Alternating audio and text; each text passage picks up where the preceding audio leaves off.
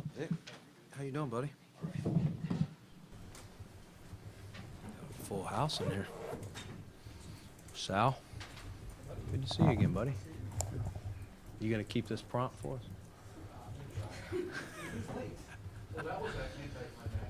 I know. That's why I wore more of a bland color.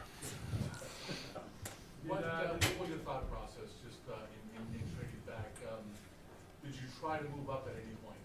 Did not try to move up. We did not. And we didn't have any calls of people saying, do you want? I think most people seem to be sticking around our area. So no, we were checking the whole night, around our area and back, and we were just like every year following the board and where we think the value is. Obviously, we came in this draft without a 3, and we were able to, get ourselves back into the 3rd and feel like there'll be some value there. And at this point now, we're back to getting 3 picks in the top 95. It works similar to how I had to do the Rasul trade.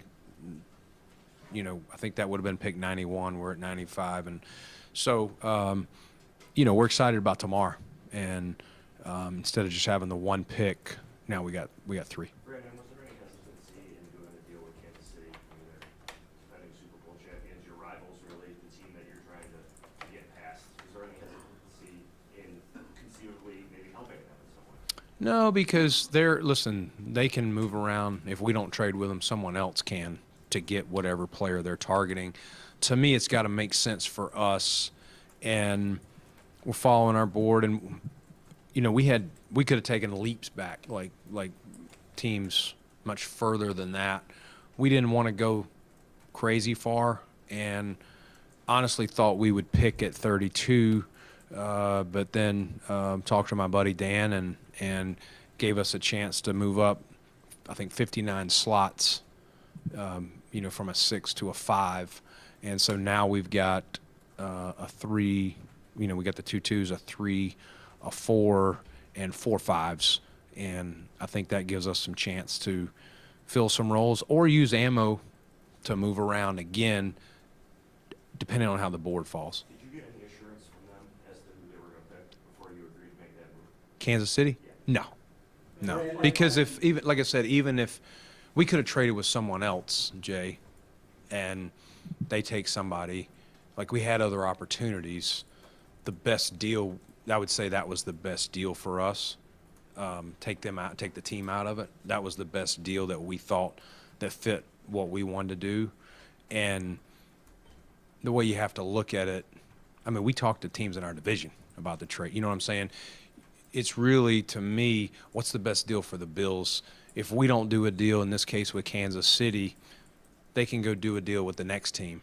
That you figured they would get whoever they wanted anyway. Yeah. I mean, if you were to want that receiver there, they were going to get him at 32 probably anyway. Yeah, they're gonna, or they trade up. We were pick 28. Maybe they trade up to pick 29, or 30, whatever. If they were, and they were probably calling in front of us too. I don't know. We didn't ask them that. Did you have a sense, though, that they wanted Worthy or not? Did I have a sense?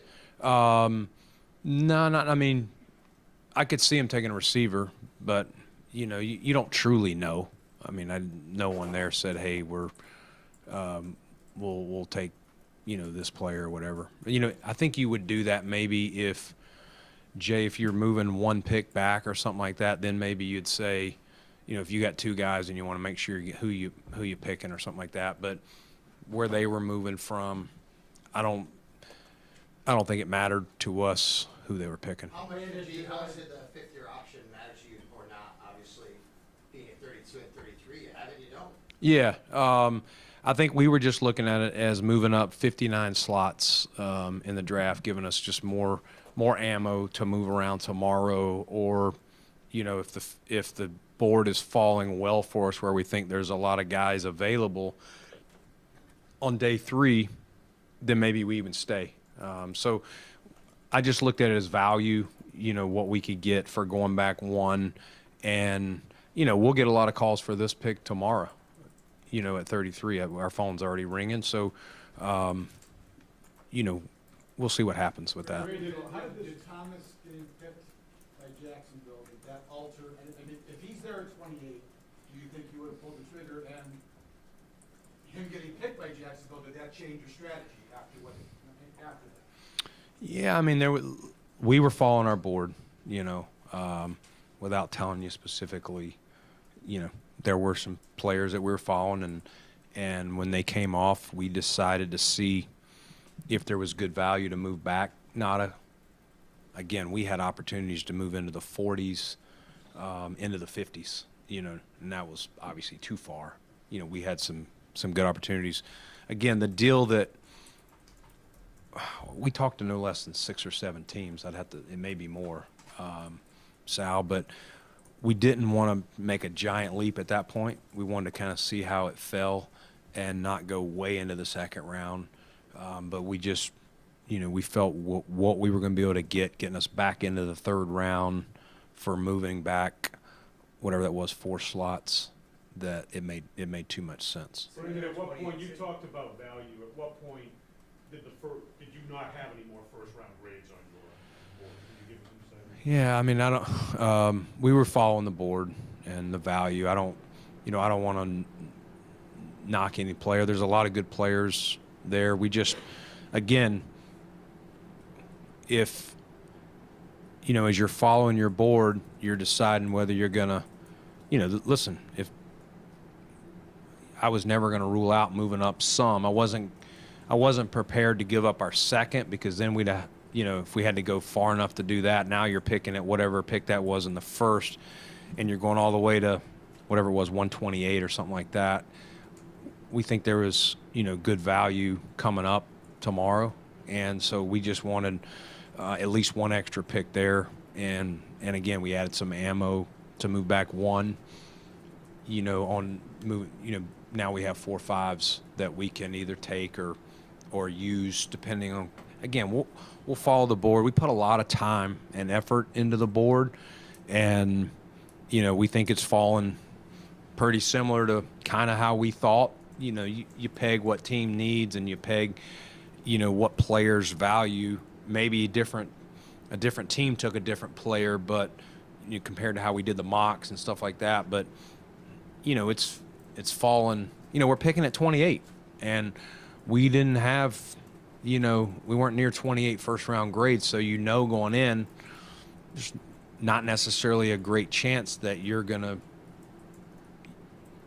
pick there. And, again, last year we had Dalton Kincaid in the first. We were nervous, we'd run out, so I moved up, whatever it was, 2 slots, I believe, to get him. So we put a lot of time in the board, and one of the things we said was, if there's an opportunity to get back into the third, we do believe there'll be some value, and or at least the value of that pick, again, if we want to, move around.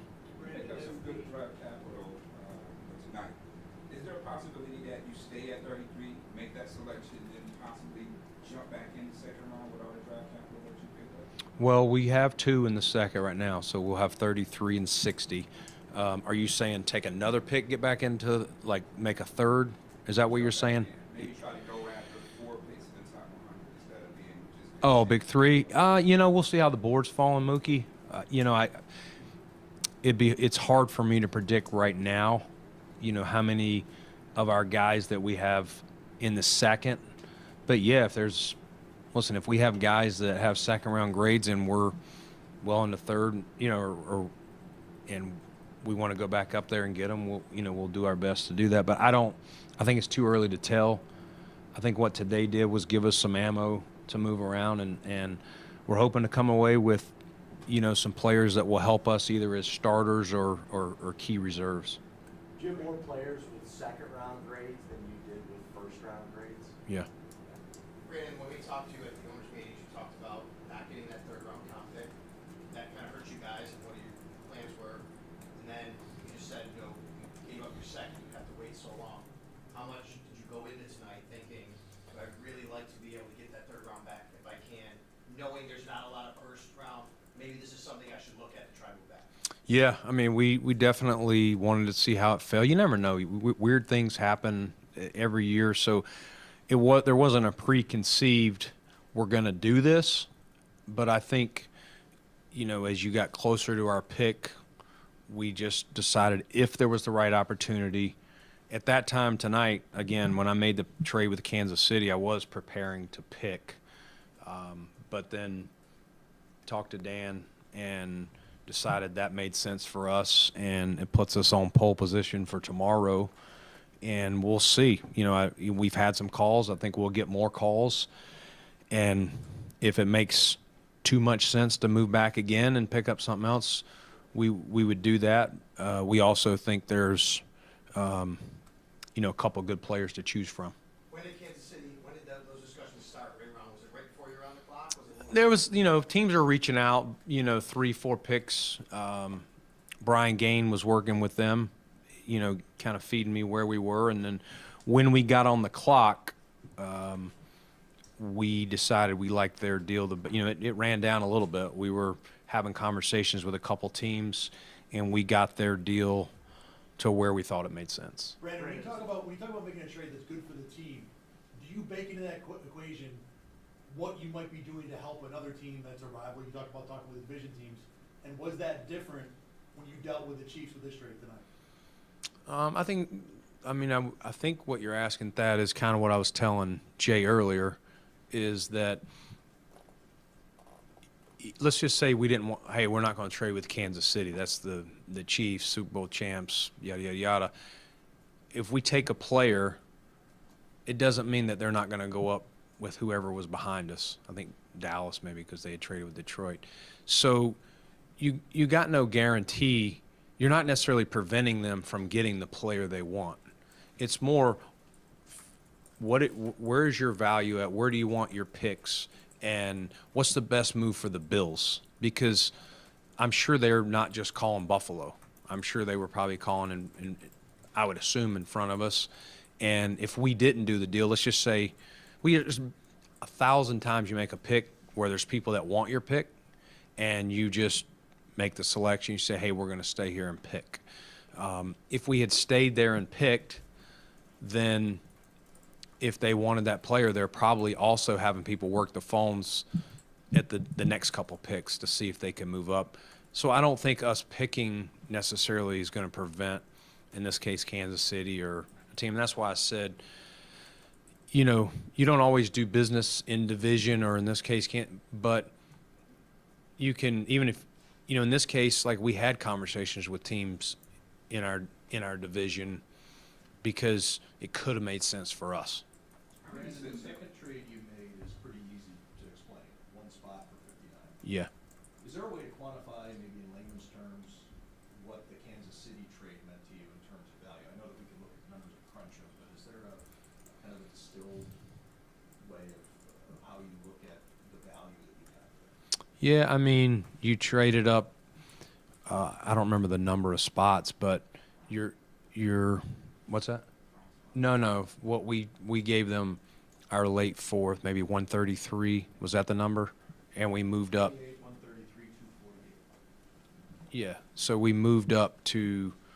We moved up in the seventh, which was an added. But the main thing I was focused on is the value of moving up from 133 to 95. So, you know, we moved up 38 spots there in the draft, which is over a round. And I think it gives us a better chance to get a player before it gets too far cleaned out to go back 4 spots. Brandon, and knowing Yeah. how much you like making moves and have a track record of moving up, how difficult was it to stay off the phone and not make that move, something that you've been known to make? Yeah, I would say Vegas lost today on me because if they pay attention to us, which I'm sure they do, they probably would peg us to move up. You know, I know just hearing around here, people fill me in. People were saying we were trying aggressively to make a move into the top 10. Like no team ever called me saying, hey, we want to move back there and anything like that. So, and I'm not calling up there, you know, a day ahead or whatever. That was all just smoke. to be clear. But listen, you know me, if there was certain players that fell, we would have gone up. I did not want to give up our 2 though. It would have had to just been something that just made way too much sense for me to give up that 2, because it would have been really hard for us from the 4s to get up that far. It's just the value of those picks start dropping dramatically. Do you anticipate for any veterans get moved tomorrow? Do you notice that on day 2 maybe there's more kind of trades like that as opposed to day 1 where you didn't really see anything like that? You talking about around the league? I think you could see that. Maybe even sometimes you see it on day 3. Listen, I'm a team. It's been 3 rounds. I really wanted a running back. I know Howie did that for Swift from Detroit. Swap some picks or something like that. Like, I do think there are some opportunities. Sometimes you can do that. A guy that's on an expiring contract, or maybe another team drafted a player at that position and they would like to move that guy into a starting role and take some money off the books. So I don't know if I would say it's where the likelihood is, but I think you could see that probably more on Saturday than maybe tomorrow, but maybe tomorrow. How many times did you rehearse this scenario here where you're picking at the top of the second round? Because you're on the clock. It's being after dark for real tonight. I'm sure you're not going to get any sleep in reference to what you guys start off with. But how many times did y'all maybe just start picking that third? I really didn't. Mookie, I had planned all along to not make a huge jump back, but it made sense to go ahead and go 1 back, get the pole position tomorrow, and we knew no matter who Carolina was going to take, that we still felt there was some good value on the board at 33, which is the first one tomorrow, and so it made sense to do that. But again, I couldn't have told you 30 minutes before we moved back that we were definitely, moving back. Okay. All right. Thank you. Yep.